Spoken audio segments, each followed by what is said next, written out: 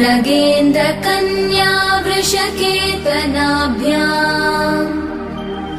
नमो नमः शङ्कर पार्वतीभ्याम् नमः शिवाभ्याम् सरसोत्सवाभ्याम्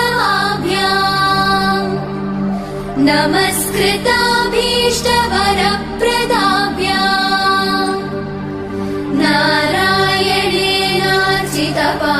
नारायणेनार्चितपादुकाभ्याम् नमो नमः शङ्कर पार्वतीभ्याम् नमः शिवाभ्याम् वृषवाहनाभ्याम् विरिञ्चि विष्णु इन्द्रसुपूजिताभ्याम् विभूतिपाटीरविलेपना